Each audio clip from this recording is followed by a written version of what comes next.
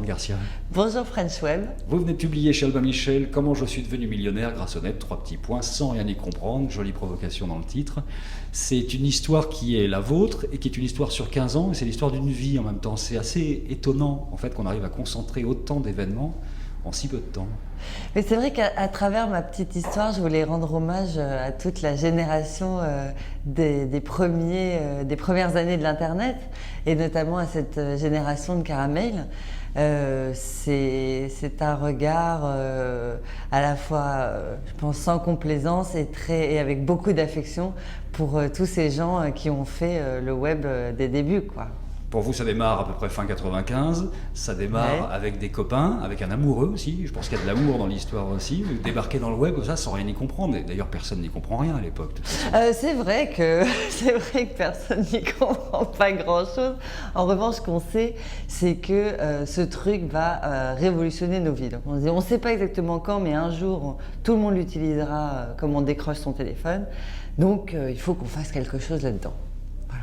Et là, vous vous lancez tout simplement, modestement, dans le fait de faire fournisseur d'accès Internet, puisque c'est ce qu'il faut faire au départ, simplement rendre la chose possible. Oui, c'est ça, on empile quelques ordinateurs, quelques modems, et on partage notre ligne spécialisée d'accès Internet qu'on loue chez France Télécom, et Zou, on connecte les gens, et rapidement, ça marche pas du tout, on se rend compte qu'on n'a pas les épaules assez solides pour assumer une activité d'opérateur. Il faut dire que vous êtes 3 à l'époque, vous avez 20 ans et ça se passe dans l'appart à peu près. Hein, oui, c'est à peu près ça. Ouais. Donc c'est quand même bricolo. Quoi. Oui, c'est très ça. C'est exactement ça. Donc très vite, vous vous orientez vers autre chose en disant bon, on va créer carrément un moteur de recherche français, il n'en existe pas, et c'est comme ça que naît Locas, qui est déjà là une amorce d'un vrai succès. Oui, Locas, alors un vrai succès, au départ, c'était pas du tout gagné, hein, parce que moi, ce que j'entendais, c'était il n'y a aucun avenir pour la langue française sur Internet, il n'y a que des sites anglais, cette invention nous vient des États-Unis, ils vont nous bouffer. Bon, bref. Donc on a vraiment, c'était un pari que de croire dans la langue française sur Internet. Parce qu'il y avait Alta Vista par exemple à l'époque, et puis c'était pas évident de penser qu'on pouvait faire de la recherche en français rapidement. Et puis c'est assez marrant parce que vous commencez par l'Internet pur, c'est-à-dire le tuyau, petit à petit vous allez un petit peu plus avec Locas la recherche, donc on est déjà dans le web là, et puis en plus derrière Web 2.0 carrément avec Caramel, c'est-à-dire que la communauté se crée autour de cette notion de mail. Vous avez fait tout le trajet en très peu de temps finalement. Oui, ce qui est génial avec Caramel et ce qu'on n'a malheureusement pas réussi à faire comprendre à Lycos Bertelsmann, qui vous ont racheté, ouais. Il y en a un qui n'a pas compris, c'est dommage, c'est que Caramel, c'était pas seulement un outil de mail, c'était pas seulement du logiciel. Derrière, il y avait une vraie communauté des gens qui ont tissé des liens les uns avec les autres, et des liens qui perdurent, puisque même aujourd'hui, on m'en parle encore. Puis vous faites le jackpot, racheté par Lycos, donc ça fait toujours bien, parce que là, tout d'un coup, il y a un gros chèque, mais en même temps, vous allez découvrir les joies de la grosse boîte, la boîte à l'américaine, et l'enfer que ça peut être. Là, c'était l'enfer surtout parce qu'on n'a pas du tout vendu Caramel pour prendre un chèque et partir au soleil, se dorer la pilule. On a vendu Caramel pour avoir les moyens de développer Caramel encore davantage. Donc ça a été la douche froide. On était quand même un peu jeunes et naïfs à l'époque. On n'avait pas bien compris que quand on vend, on n'a plus forcément la maîtrise des décisions et de la stratégie. Même au moment où vous signez avec Lycos, vous avez encore le sentiment de rien comprendre au web, ou ça commence à venir un peu à ce moment-là?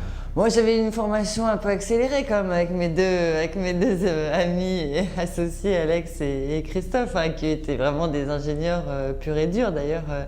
Je me positionnais comme les deux ingénieurs, une ingénieuse. Il fallait que je trouve un positionnement par rapport à eux. Mais bon, j'ai jamais revendiqué le fait d'être geek, techno. Ça m'intéresse pas, ça. Ça m'intéresse pas la techno. Ce qui m'intéresse, c'est en quoi ça peut changer la vie des gens. Qu'est-ce que ça peut leur apporter?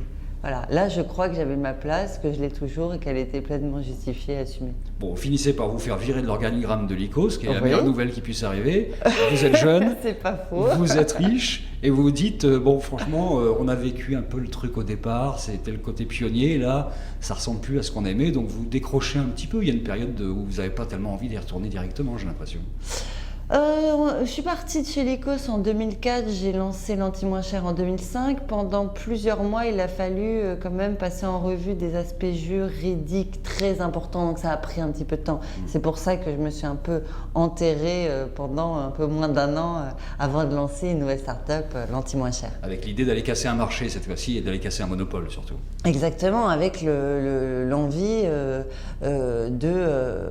d'apporter un vrai service. Alors avec Caramel, c'était faire plaisir aux gens, améliorer leur vie, mais en leur permettant de mieux communiquer dans leur langue. Là, avec l'anti-moins cher, c'est leur faire des économies, puisque en cassant le monopole et en vendant sur Internet, on a permis des économies de l'ordre de 50 à 70% sur les lentilles. Qu'est-ce qui était le plus intéressant pour vous dans l'anti-moins cher? C'était le fait de mettre le pied dans la fourmilière ou carrément de se lancer dans l'aventure excitante du e-commerce?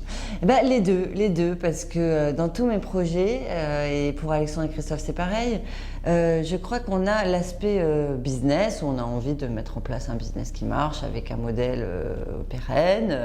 C'était déjà le cas avec Caramel, puisque la pub sur Internet c'est un modèle pérenne. Le problème c'est qu'il n'est pas valable pour des milliers de sites, mais quand on est très gros, c'est un modèle qui est tout à fait pérenne. Mais aussi un petit supplément d'âme, quoi.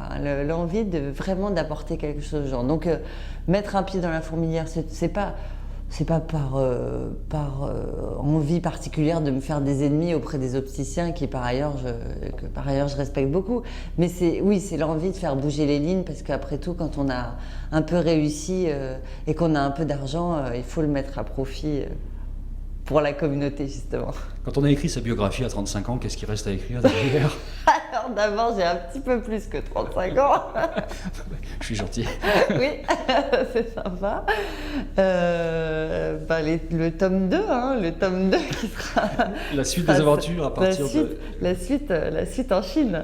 La suite en Chine. Ah oui, parce que maintenant, c'est vraiment là-bas que ça se passe aussi. Ah oui, j'habite à Shanghai, ça fait un an, je suis ravie d'être là-bas. On est emporté dans une énergie, un tourbillon. C'est assez impressionnant, quoi. Ça ressemble de près ou de loin à l'ambiance de 1995-96 ou pas? Ouais, c'est marrant parce qu'il y a ce côté tout est possible, ce côté décomplexé. Je crois que le principal problème, c'est la confiance en soi, c'est les mentalités qui, dans notre pays, malheureusement, on n'aime pas trop les entrepreneurs. Donc c'est là-bas que ça se passe quand même, un petit peu en résumé aujourd'hui? En tout cas, pour moi, oui. Et pour l'Internet aussi, il y a des grands mouvements de concentration d'acteurs chinois, et énormément de dynamisme, même des petits acteurs qui naissent chaque jour. Et ouais, c'est super excitant de vivre ça de l'intérieur. Ouais. Merci, Oriane Garcia. Merci à vous.